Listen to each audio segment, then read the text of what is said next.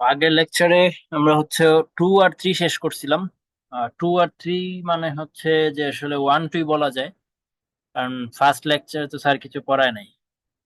So আমি আর ওইটাকে 2 আর 3 বলতেছি না, 1 2 বলতেছি। 1 2 শেষ করছি, তার মানে এটা হচ্ছে আমাদের ক্লাস, স্যারের ক্লাস 3। সো এটাকে আমি 3 বানিয়ে দেই।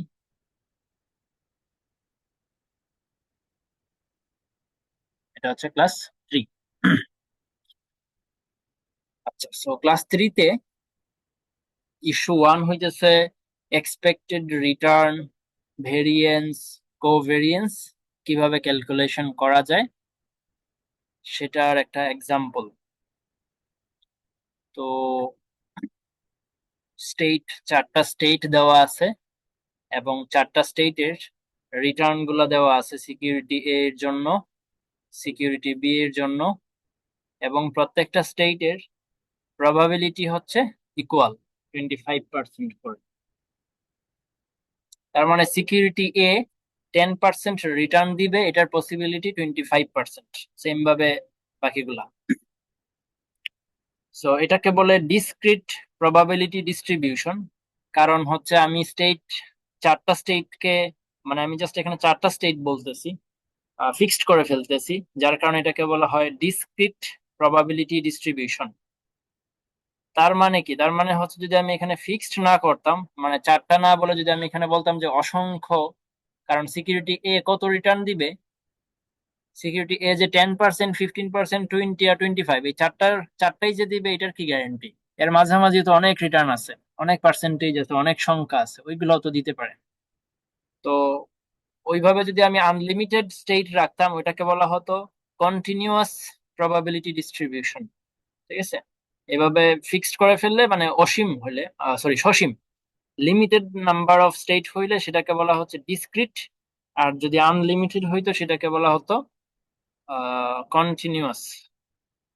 ঠিক আছে, যাই হোক, এগুলা তো ওই রকম বিষয় না। ডিসক্রিট হোক আর কন্টিনিউয়াস হোক, ওইটা আমাদের দেখার খুব বেশি দরকার নাই। আমাদের কাজ কি? কাজ হচ্ছে এক্সপেক্টেড রিটার্ন বের করতে হবে, ভেরিয়েন্স বের করতে হবে, আর কোভেরিয়েন্স বের করতে হবে। জাস্ট ফর্মুলা গুলো তো আমরা জানি, সিম্পলি বের করে ফেললেই হয়। তো সিকিউরিটিজের, আমাদের সিকিউরিটি তো দুইটা, এক্সপেক্টেড রিটার্ন অফ এ, আর একটা হচ্ছে সিকিউরিটি বি, তাহলে expected return of B. So কিভাবে বের করতে হয় এগুলা মনে হয় না আমার বলার দরকার আছে। বললে আসলে সবাইকে আন্ডার এস্টিমেট করা হবে, সো আমি আর বলতেছি না। সেম ভাবে সিকিউরিটি বি এটা বের করা হয়েছে। এখানে মানে ফাইন্যান্স ব্যাকগ্রাউন্ডের কেউ না থাকলেও আশা করি এতটুকু জিনিস এতদিনে জেনে ফেলার কথা যে আসলে কিভাবে ক্যালকুলেশনটা হয়। তো আমাদের প্রথম সিকিউরিটির রিটার্ন আসছে 17.5, সিকিউরিটি বি এটার আসছে 6.5। এরপরে আসতেছে ভেরিয়েন্স। তো ভেরিয়েন্স এর ফর্মুলা হচ্ছে, ভেরিয়েন্স এর ফর্মুলা কি? Sigma square A W square A, তাই তো? কিন্তু এই ফর্মুলাটা আমার কাছে একটু অন্যরকম লাগতেছে কেন?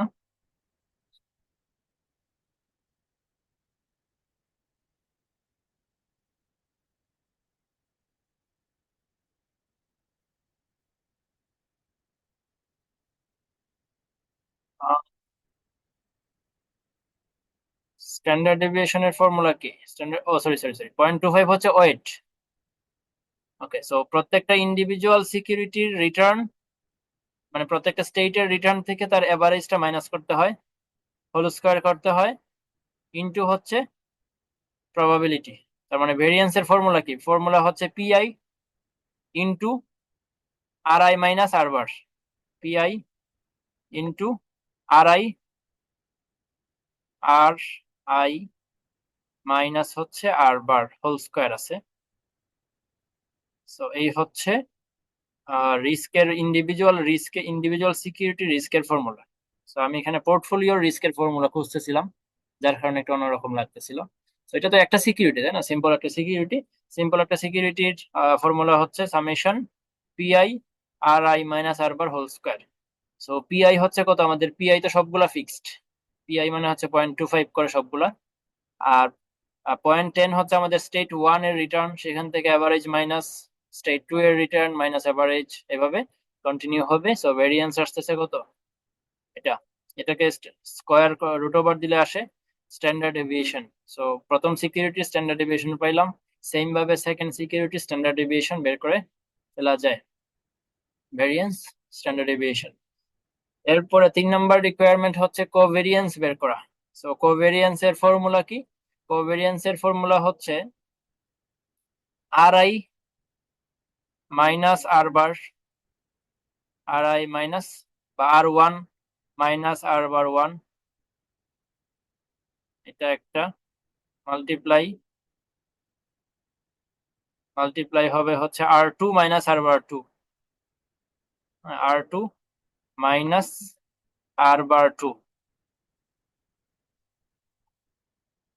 এখানে টু হবে, মানে 2 নম্বর সিকিউরিটি আর কি। 2 নম্বর সিকিউরিটির সামনে থাকবে সামেশন এবং পিআই থাকবে সামনে অথবা পিছনে, পিআই দিতে হবে। তো এই আর কি হচ্ছে ফর্মুলা। তাহলে পিআই কত? পিআই তো আমাদের সবগুলাতে 0.25, এই যে 0.25, এই যে 0.25, এই যে 0.25, 4টা স্টেট। তাহলে বাকি থাকলো কি আর ওয়ান মাইনাস আর বার। তাহলে আর ওয়ান মানে স্টেট সিকিউরিটি ওয়ান এর, স্টেট ওয়ান এর রিটার্ন যেটা হচ্ছে 10, 10 থেকে অ্যাভারেজ মাইনাস। সিকিউরিটি টু এর স্টেট ওয়ান এর রিটার্ন মাইনাস হচ্ছে অ্যাভারেজ, তাহলে স্টেট ওয়ান গেল। এরপরে state to, state tour probability 0.25, state to এর সিকিউরিটি এ এর রিটার্ন এটা, এটা হচ্ছে এ এর অ্যাভারেজ রিটার্ন, এটা হচ্ছে বি এর রিটার্ন, এটা হচ্ছে বি এর অ্যাভারেজ রিটার্ন, এইভাবে আর কি কন্টিনিউ হবে। তো এগুলা পারার কথা আর কি। কোভেরিয়েন্স এর ফর্মুলা দিয়ে কোভেরিয়েন্সটা বের করলাম, আসলো কি 0.000625, এটা হচ্ছে কোভেরিয়েন্স। সো কোভেরিয়েন্স কে প্রত্যেকটা সিকিউরিটির ইন্ডিভিজুয়াল স্ট্যান্ডার্ড ডেভিয়েশন দিয়ে ভাগ দিলে চলে আসে হচ্ছে কোরিলেশন। কোরিলেশন তাহলে সিকিউরিটি এ এবং সিকিউরিটি বি, এই দুইটার মধ্যে কোরিলেশন হচ্ছে কত, 0.67, তার মানে এটাকে বলা যায় মডারেট পজিটিভ কোরিলেশন। তো কোভেরিয়েন্সটাকে স্যার বলছিল হচ্ছে যে এটার কোনো এটার যে আনসারটা আসবে এটার কোনো বাউন্ডারি নাই। ঠিক আছে, কোভেরিয়েন্স এবং কোরিলেশন দুইটাই আসলে সেম জিনিসই almost.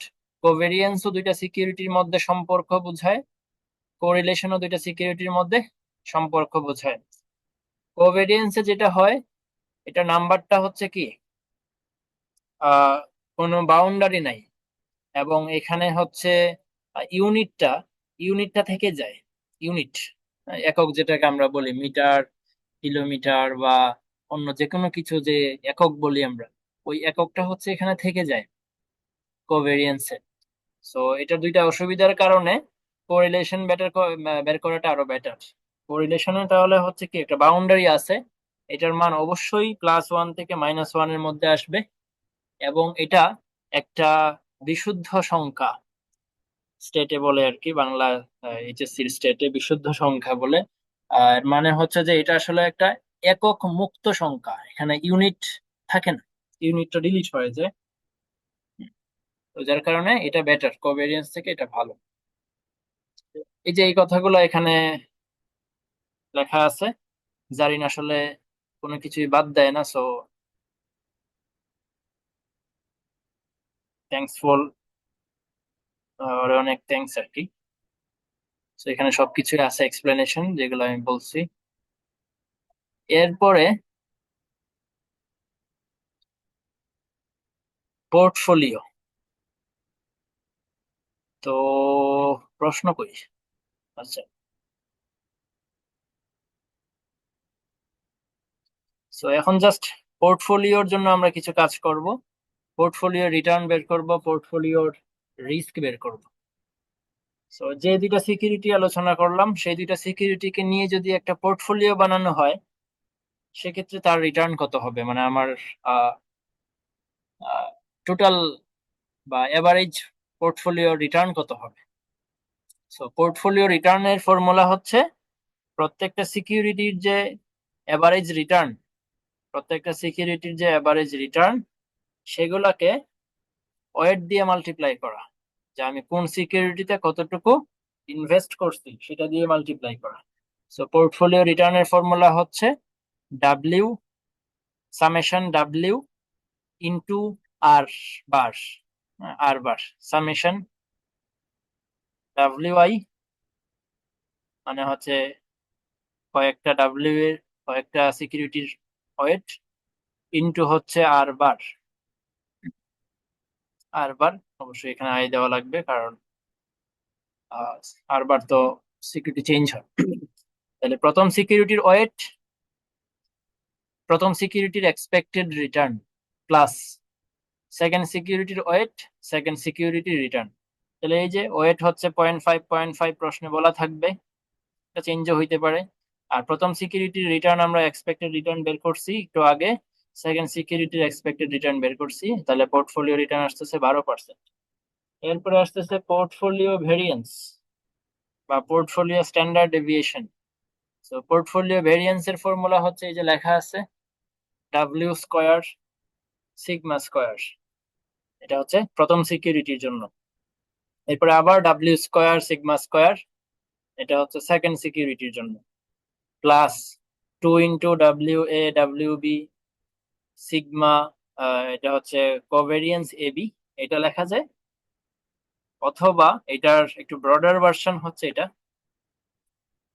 Sigma A sigma B correlation AB. So আসলে হচ্ছে এই যে সিগমা কোরিলেশন কোভেরিয়েন্স যে এবি, এই যে কোভেরিয়েন্স এবি, এটার ফর্মুলা হচ্ছে এই নিচের পুরাটা। সো এটা লিখলেও হচ্ছে, এই পুরাটা লিখলেও হচ্ছে, যেভাবে মান দেওয়া থাকে আর কি প্রশ্নে। তো সবগুলোর মান বসাই দিলাম, আনসার আসলো হচ্ছে এটা। এটাকে স্ট্যান্ডার্ড ডেভিয়েশন বের করার জন্য এটাকে রুট করতে হবে, তাহলে আসলো 3.41%। এই গেল ইস্যু 1। এখন আসতেছে ইস্যু 2। ইস্যু 2 হইতেছে some special correlation coefficients and their impact.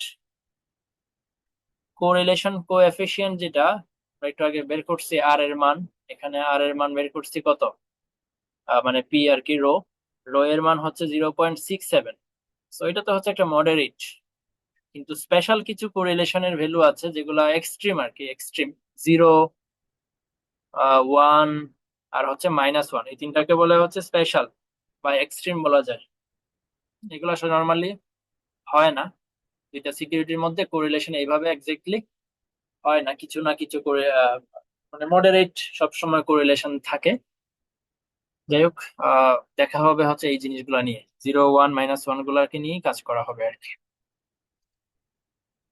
তো এদের ইম্প্যাক্ট দেখা হবে যে কোরিলেশনের ভ্যালু 0 হইলে কি হয়, 1 হইলে কি হয়, -1 হইলে কি হয়।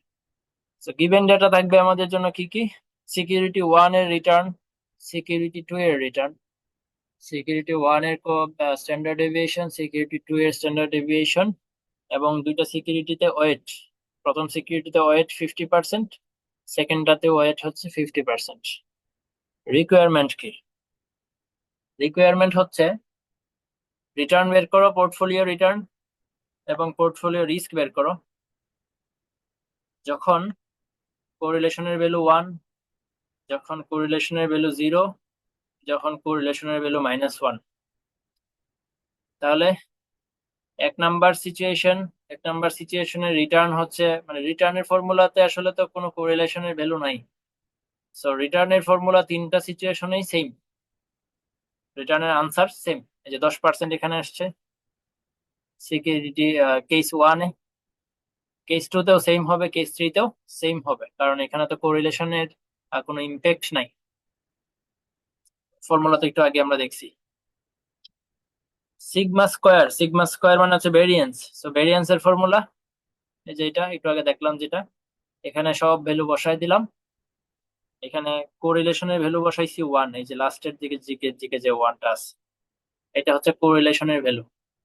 সো আমার সিগমা স্কোয়ার আসছে 4%, এটাকে স্ট্যান্ডার্ড ডেভিয়েশন বের করলে আসলো 20%, তার মানে আমার রিটার্ন 10, স্ট্যান্ডার্ড ডেভিয়েশন হচ্ছে 20। ঠিক আছে।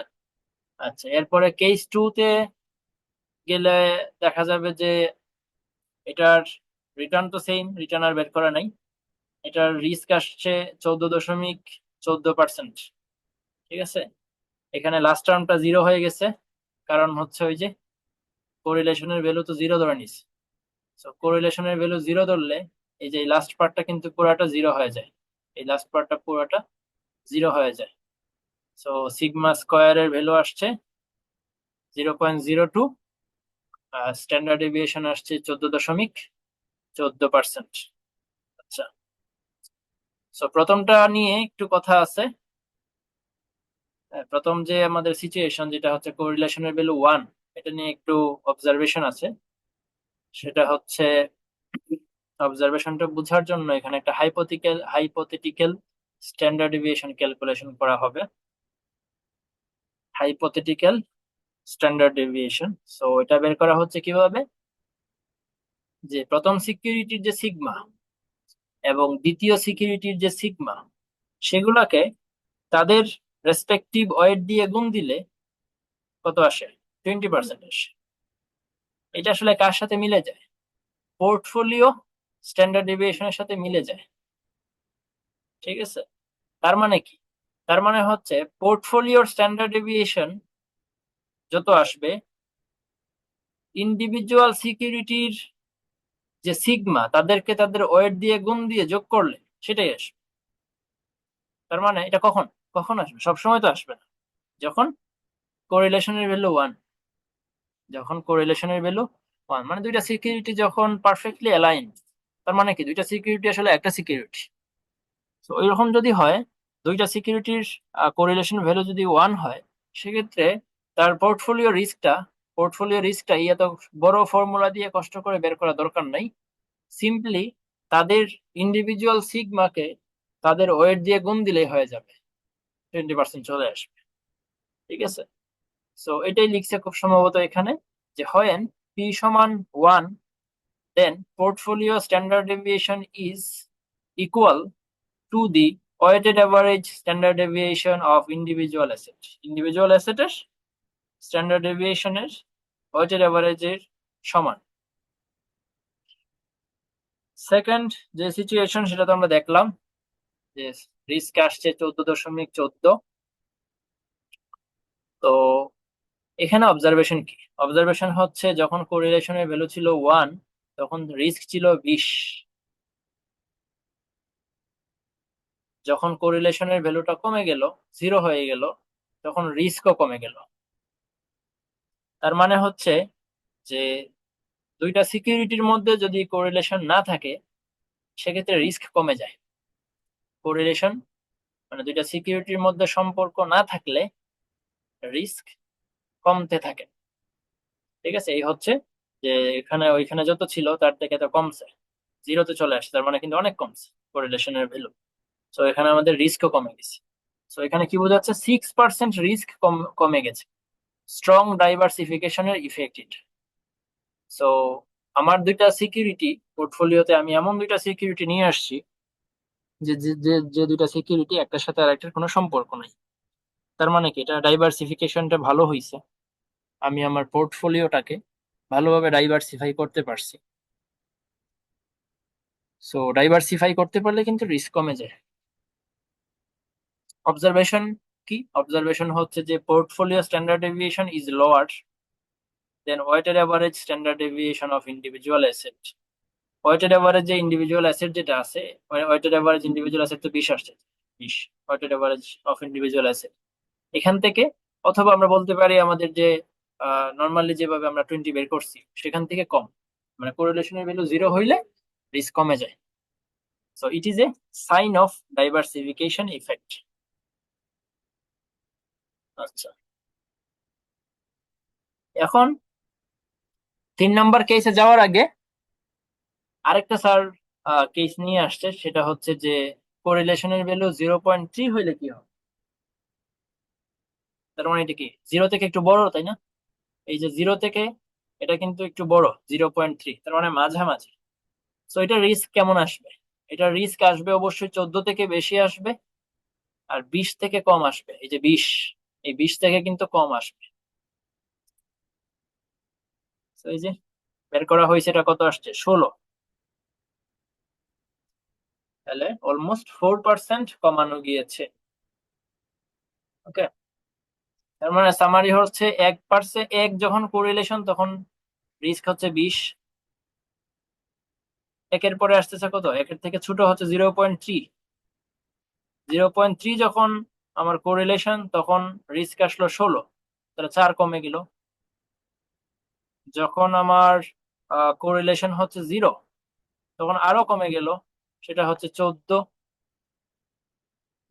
তার মানে কি কোরিলেশন যত কমতেছে রিস্ক তত কমতেছে, এটাই বোঝানো ট্রাই করছে আর কি। এরপরে কোরিলেশনের ভ্যালু যখন আরো কমলো, যেটা হচ্ছে পি এর ভ্যালু এখন -1, তো এটাকে এখানে লিখি -1। যখন কোরিলেশনের ভ্যালু আরো কমে গেল, 0 থেকে -1 ডেফিনেটলি কম, তখন রিস্কের কি অবস্থা, তখন রিস্ক একদম জিরোতে নেমে আসছে, তখন রিস্ক একদম জিরোতে নেমে আসছে।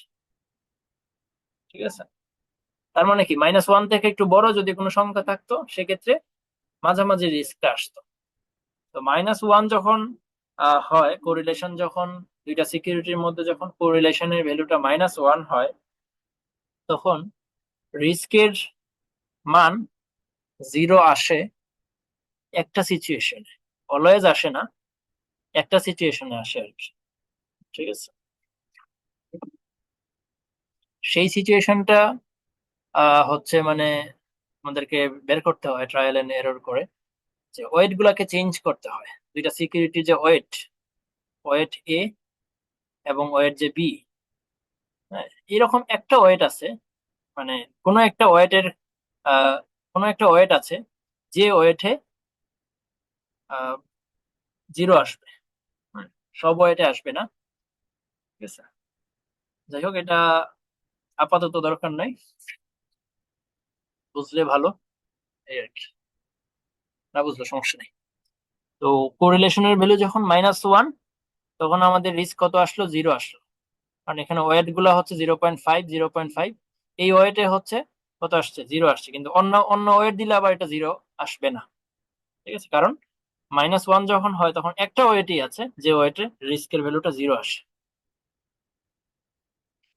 আচ্ছা, তো এই হচ্ছে সামারি, আমাদের এই এই হচ্ছে সামারি, যে কোরিলেশনের ভ্যালু যত কমতেছে তত রিস্কের পরিমাণ আমাদের কমতেছে। ঠিক আছে, Okay. এরপরের ইস্যু হচ্ছে 3, যেটা হচ্ছে ফিজিবল সেট ডিটারমিনেশন করা, এফিশিয়েন্ট সেট বের করা, মিনিমাম ভেরিয়েন্স পোর্টফোলিও বের। ফিজিবল সেট, ফিজিবল সেট শব্দটার মানে হচ্ছে যেই সেট গুলা আমার জন্য ফিজিবল, সম্ভব। আর এফিশিয়েন্ট হচ্ছে ফিজিবল গুলার মধ্যে যেটা, যেগুলা হচ্ছে ভালো, যেগুলো হচ্ছে একদম ভালো আর কি, সেটা হচ্ছে এফিশিয়েন্ট। আর মিনিমাম ভেরিয়েন্স পোর্টফোলিও হচ্ছে এমন একটা পোর্টফোলিও যেখানে রিস্কের পরিমাণ 0, মানে রিস্ক হচ্ছে সর্বনিম্ন। মিনিমাম ভেরিয়েন্স পোর্টফোলিও নামই বলে দেয় আমাদেরকে আসলে কি জিনিসটা। মিনিমাম ভেরিয়েন্স পোর্টফোলিওটা হচ্ছে এমন একটা পোর্টফোলিও যেখানে ভেরিয়েন্সটা হবে সবচেয়ে মিনিমাম। এই জিনিসগুলো এখন বের করতে হবে। ফার্স্টে বের করব ফিজিবল সেট, এরপরে এফিশিয়েন্ট সেট, এরপরে মিনিমাম ভেরিয়েন্স। সো কি দেওয়া আছে দেখি, একটা সিকিউরিটি রিটার্ন দেওয়া আছে, তার সিগমা দেওয়া আছে, আরেকটা সিকিউরিটি রিটার্ন, তার সিগমা।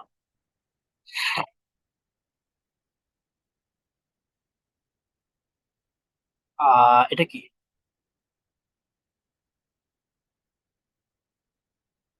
না এটা হচ্ছে পোর্টফোলিও, এটাতে একটু পরে আসি। এটা এখানে হচ্ছে দুইটা সিকিউরিটি দেওয়া আছে, দুইটা সিকিউরিটি, একটা সিকিউরিটি রিস্ক রিটার্ন, অন্য একটা সিকিউরিটি রিস্ক রিটার্ন।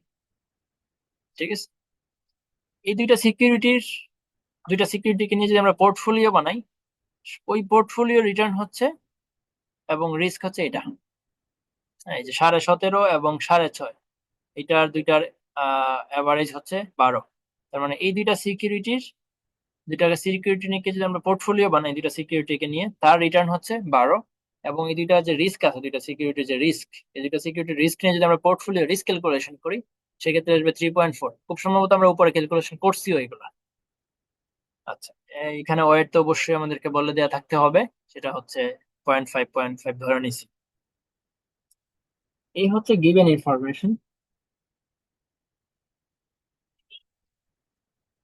সো এখন দেখি কি বের করতে হয়।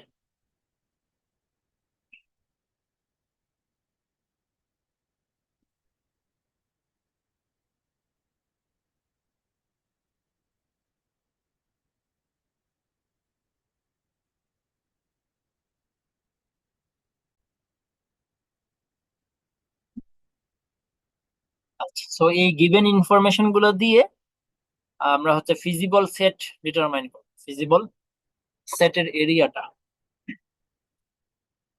সো এটা স্যার খুব ভালো বুঝাইছে। এটা কামরুল স্যারের ক্লাসেও আমরা মানে ওই পোর্টফোলিও ম্যানেজমেন্টের ওইখানেও পড়ছিলাম। সো আমি হয়তো বা স্যারের মতো এত ভালো বুঝাইতে পারবো না, বাট একটু ট্রাই করি। আহ, নতুন করে এখানে আঁকতে পারি চাইলে। তো নিচে হচ্ছে সিগমা। দ্রুত যাব কারণ এটা অনেকের জানা আছে। এবং এখানে হচ্ছে সিকিউরিটি রিটার্ন, আরপি। আরপি। তো আমি যদি কোরিলেশন 1 ধরে নিই সিকিউরিটির মধ্যে, এখানে আসলে তিনটা কোরিলেশন নিয়ে কাজ হবে। সিকিউরিটি কোরিলেশন 1, 0 এবং হচ্ছে -1। বেসিক্যালি এই তিনটা। এরপর অন্যান্য অন্যান্য কোরিলেশন তো আছেই। তো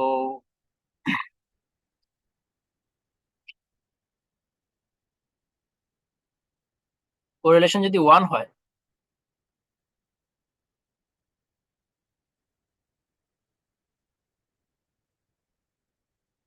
কোরিলেশন যদি 1 হয়, আর সিকিউরিটি যদি আমার তো সিকিউরিটি আছে দুইটা।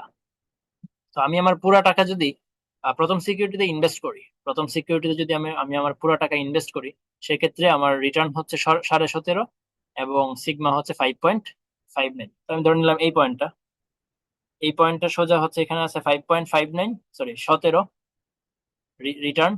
আর এখানে আছে সাপোজ আমার হচ্ছে রিস্ক প্রথম সিকিউরিটির। হ্যাঁ, এই দুইটার ইনফরমেশনকে এখানে প্লট করলাম। আর সেকেন্ড যে সিকিউরিটি আছে, যেটা হচ্ছে কত, রিটার্ন হচ্ছে 6.5, আর সিগমা বি হচ্ছে এটা কত, 1.66, তাই তো 1.66। আচ্ছা, তাহলে এটা হবে হচ্ছে আসলে এটা নিচে দিতে হবে, কারণ এটা 6.5 তো। তাহলে এখানে দিলাম 6.5, রিটার্ন হচ্ছে 6.5, আর এটার রিস্ক হচ্ছে 1.66। এটা হচ্ছে তাহলে এই সিকিউরিটিটা। এখানে যদি আমি আমার ফুল টাকাটা ইনভেস্ট করে দিই, পুরো টাকাটা যদি আমি সিকিউরিটি বিতে ইনভেস্ট করে দিই, সেক্ষেত্রে আমার জন্য পয়েন্ট হচ্ছে এই পয়েন্টটা। অথবা অল্টারনেটিভলি আমি কি করতে পারি, আমার পুরা টাকা ইনভেস্ট করতে পারি আমি এখানে। ওয়েট ওয়েট এখানে কেন যে বলে দিচ্ছে, ওয়েট তো আমার দরকার নেই। হ্যাঁ, ওয়েট আমার ওয়েট আমার দরকার নেই এখানে। এই জিনিসটা আমার দরকার নেই। একটু কল আসছে। আচ্ছা, তো পুরা টাকাটা যদি আমি এখন হচ্ছে আরবিতে ইনভেস্ট করে দেই, তাহলে আমি তো আরবি রিটার্নটাই পাবো। আরবি রিটার্ন কত, সরি আর এতে যদি ইনভেস্ট করে দিই, আরবির পয়েন্ট তো পেয়ে গেলাম। আর এর রিটার্ন হচ্ছে মানে সিকিউরিটি এ রিটার্ন হচ্ছে 17.5, এটা হইতে পারে এখানে পয়েন্টটা।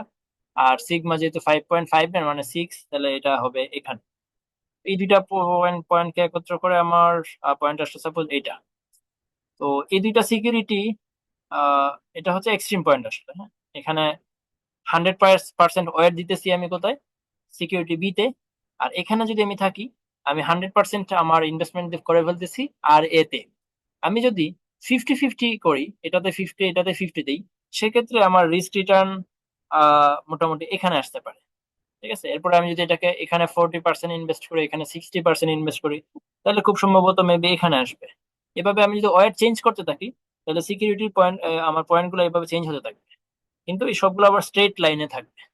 কেউ এটা চেক করে নিতে পারে, এটা একটা স্ট্রেট লাইনে আসবে। কারণ কি এখানে আমার কোরিলেশনের ভ্যালু হচ্ছে 1।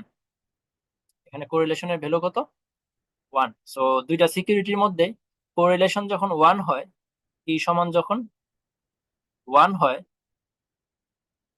তখন আমার এই লাইনটা একটা স্ট্রেইট লাইন হয়ে দাঁড়ায়।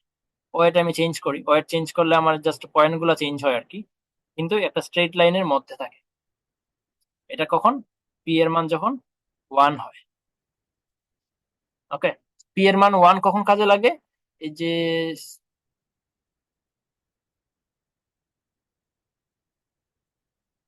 হ্যাঁ, পি এর মান তো কাজে লাগবে, মানে আমি তো এখানে আমি যখন মাঝখানে আছি, এই মাঝখানের পয়েন্ট গুলা যখন আমি আইডেন্টিফাই করছি, তখন তো এগুলো তো আমার পোর্টফোলিও রিস্ক, তাই না?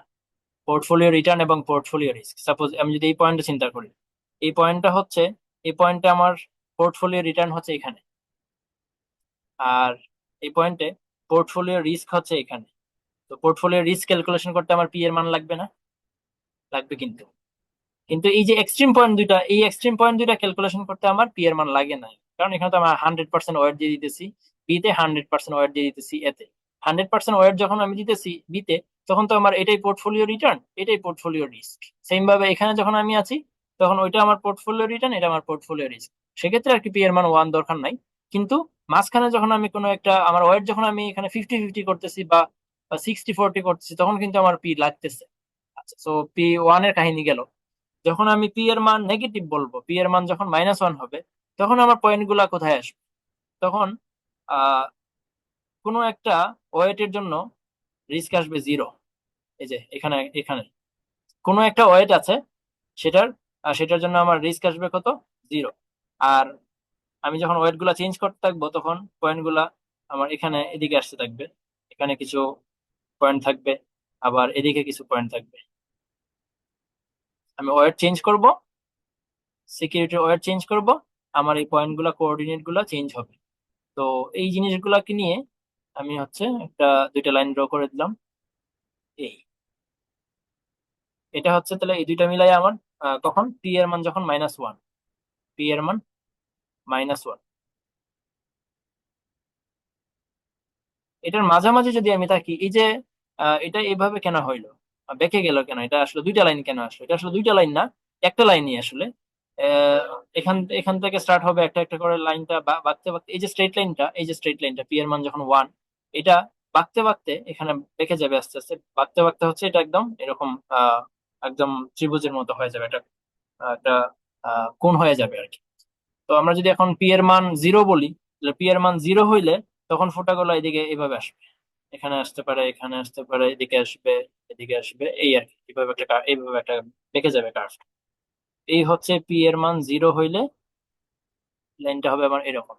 তো পি এর মান 0 থেকে যদি আমি আরো কমাই, সাপোজ -0.0.3, -0.3, তাহলে কার্ভটা হবে এইরকম।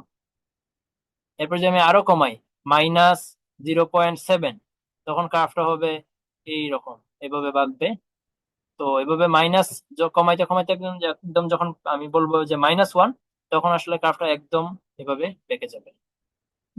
তো এই হচ্ছে, এই পুরাটাই হচ্ছে আমার ফিজিবল ফিজিবল সেট, এটাকে বলতেছে ফিজিবল সেট। তাহলে এখানে এই যে এই প্রথমটা যেটা আঁকছিলাম, এটা হচ্ছে পি এর মান 0, এটা হচ্ছে পি এর মান 0। আর এর পরের যে লাইনগুলো, এই যে এই দুটো লাইন, এগুলো হচ্ছে মাইনাস কোনো একটা ভ্যালু আর কি, 0 থেকে ছোট। এখানে যদি আমি আরো কিছু বাঁকা লাইন আঁকি, এখানে যদি একটা আঁকি, সেটা হবে হচ্ছে কি 0 এবং 1 এর মাঝখানে কোনো একটা পয়েন্ট, সাপোজ এটা হইতে পারে 0.5, পজিটিভ 0.5। এই আর কি, এই যে এখানে আরো সুন্দর করে আঁকা আছে, এই যে অনেকগুলো সংখ্যা আছে, এটা হচ্ছে পি এর মান -1, 0.6, 0.5, 0.3, এটা 0, এটা 0.5, এটা 1। ঠিক আছে, তো এই পুরোটা হচ্ছে আমার ফিজিবল সেট, এখানে আমি যে কোনো জায়গায় আমি ইনভেস্ট করতে পারি।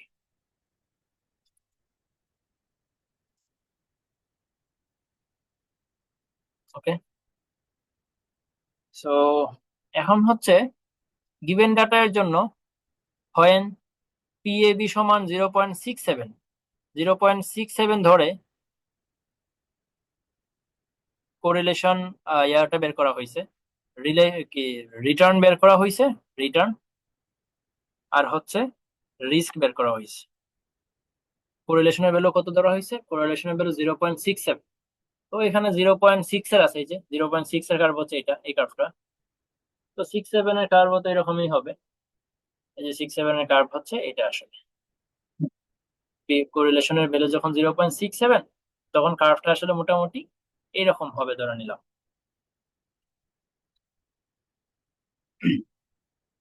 আচ্ছা, সো এখন এই যে কার্ভটা এরকম হইলো, এই কার্ভগুলার বিভিন্ন পয়েন্ট নিয়ে এখন একটু আলোচনা করা যেতে পারে। অলরেডি তো আমরা আলোচনা করছি, এই যে এই পয়েন্টটা এবং এই পয়েন্টটা তো আমরা চিনি। এই দুইটা পয়েন্ট হচ্ছে ওই যে এই দুইটা পয়েন্ট, এই বি এবং হচ্ছে এ। ওই দুইটা পয়েন্টের মানে হচ্ছে, এই যে এখানে আছে এই পয়েন্টের মানে হচ্ছে এখানে আমি সম্পূর্ণ টাকাটা, আমার পুরো টাকাটা বি তে ইনভেস্ট করতেছি। এই পয়েন্ট যদি বলি, এই পয়েন্টে হচ্ছে আমি আমার পুরো টাকাটা এ তে ইনভেস্ট করতেছি। হ্যাঁ, কোরিলেশনের ভ্যালু 0.67ই হোক, সমস্যা নেই। কোরিলেশনের ভ্যালু তো তখন আমার ম্যাটার করে না, যখন আমি একটা সিকিউরিটিতে ইনভেস্ট করি তখন তো আমার কোরিলেশনের ভ্যালু লাগে না আসলে। তো আমার রিটার্ন এবং রিস্ক হচ্ছে এখানে, এবং এই হচ্ছে আমার রিস্ক এবং রিটার্ন, রিটার্ন এন্ড রিস্ক। আছে এর মাঝামাঝি যে পয়েন্টগুলো আছে, এই পয়েন্টগুলো কি বোঝায়? এখানে আমি ওয়েট গুলা চেঞ্জ করলে এরকম বিভিন্ন পয়েন্ট পাই। এখানে ওয়েট চেঞ্জ করলেই, এখানে তো আমি 100% ওয়েট দিয়ে দিছি বিতে, এখানে 100% হচ্ছে এতে। এখন আমি যদি মাঝামাঝি ওয়েট চেঞ্জ করি, মানে আমি কিছু টাকা ইনভেস্ট করবো এতে, কিছু ইনভেস্ট করবো বিতে, সেক্ষেত্রে আমার এই পয়েন্টগুলো, বিভিন্ন পয়েন্টগুলো আসতে থাকে। ঠিক আছে, এই পয়েন্টগুলোর মধ্যে কিছু পয়েন্ট আছে আমাদের জন্য সাব অপটিমাল, মানে কিছু পয়েন্ট আছে এই পয়েন্টগুলোতে আমাদের থাকা উচিত না। সাপোজ এই পয়েন্টটা, এই পয়েন্টটা, এই পয়েন্টটা থেকে এই পয়েন্টটা ভালো। এই যে এই যে পয়েন্টটা, যে পয়েন্টটা অলরেডি আগে থেকে গোল করা আছে, হ্যাঁ, এই পয়েন্ট থেকে এই পয়েন্টটা ভালো। মানে কি, এই পয়েন্টে আসলে হচ্ছে আমার একটা ওয়েট আছে, হ্যাঁ, এক রকমের ওয়েট। এখানে কিন্তু ওয়েটটা চেঞ্জ হয়ে গেছে। তার মানে এই ওয়েটে ইনভেস্ট না করে এই ওয়েটে ইনভেস্ট করলে আরো ভালো। কিভাবে ভালো? এই যে এখানে কি, এখানে হচ্ছে রিটার্ন হচ্ছে এত, আর রিস্ক হচ্ছে এত। এই পয়েন্টের কি অবস্থা? এই পয়েন্টে কিন্তু রিস্ক কম এবং রিটার্নটা হচ্ছে বেশি। সো এই পয়েন্ট থেকে অবশ্যই এই পয়েন্টটা ভালো। ঠিক আছে, সেম ভাবে এই পয়েন্ট থেকে কিন্তু এই পয়েন্টটা ভালো ছিল, এটা থেকে এটা ভালো। এর পরের যে বাকি যে পয়েন্টগুলো আছে, বাকি পয়েন্টগুলো আসলে সবগুলাই আহ সমান ভালো, মানে কোনোটা থেকে কোনোটা ভালো এরকম বলা যাবে না। এটা এই পয়েন্টটা আসলে, এই পয়েন্টটার নাম কি? এই পয়েন্টটাকে বলা হয় হচ্ছে minimum variance portfolio. Minimum variance portfolio. এই পয়েন্টের পর যতগুলা পয়েন্ট আছে, এগুলাকে আসলে ওই রকম একটা থেকে আর একটা ভালো মন্দ বলা যাবে না। সাপোজ আমি যদি এই পয়েন্টটা বলি, এই পয়েন্টটা, এই পয়েন্ট থেকে এই পয়েন্টের চেঞ্জ কি? এই পয়েন্টে রিটার্ন যত এবং রিস্ক যত, তার থেকে কিন্তু এখানে রিটার্নও বেশি, রিস্কও বেশি। তো এই দুইটা পয়েন্টের মধ্যে কোনটা এক্স্যাক্টলি ভালো সেটা তো বলা যাচ্ছে না। মানে আসলে হচ্ছে এই দুইটা পয়েন্টে আসলে সেম ইউটিলিটি দেয়, সেম ইউটিলিটি দেয়। এমন কোন কোন ব্যক্তি এই পয়েন্টে ইনভেস্ট করবে, মানে এই ওয়েটে ইনভেস্ট করবে, এরকম একটা ওয়েটের স্ট্রাকচারে ইনভেস্ট করবে, আর কোন কোন ব্যক্তি এই ওয়েটের স্ট্রাকচারে ইনভেস্ট করবে। ওইটা আসলে রিস্ক অ্যাভার্সনের উপর ডিপেন্ড করে। কারো যদি রিস্কের প্রতি ভয় কম থাকে তাহলে সে এখানে আসবে, উপরের দিকে যাবে। আর কারো যদি রিস্কের প্রতি ভয় কম থাকে তাহলে সে নিচে, রিস্কের প্রতি ভয় হচ্ছে বেশি থাকে তাহলে সে নিচের দিকে থাকবে। ঠিক আছে, এই আর কি কাহিনী। তো এখান থেকে আসলে কি বুঝলাম? এখান থেকে পাইলাম হচ্ছে যে মিনিমাম ভেরিয়েন্স যে পয়েন্টটা আছে, এই পয়েন্টের থেকে উপর থেকে শুরু করে বাকি অংশটা, উপরে যে পুরাটা, এই পুরাটাকে বলে এফিশিয়েন্ট সেট। এটাকে বলা হচ্ছে এফিশিয়েন্ট সেট। ঠিক আছে,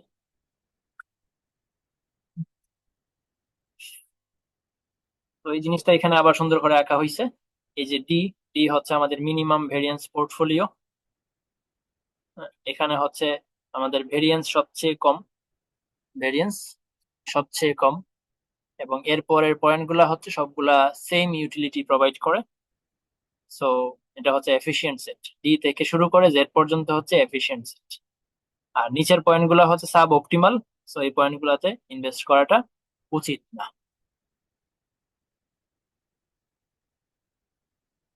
এখানে এই যে বলা আছে এ থেকে বি ভালো, বি থেকে সি ভালো, সি থেকে ডি ভালো, এরপরে আর এইভাবে বলা যায় না যে ডি থেকে ই ভালো, এটা বলা যায় না। এই জিনিসগুলো এখানে এক্সপ্লেন করা আছে।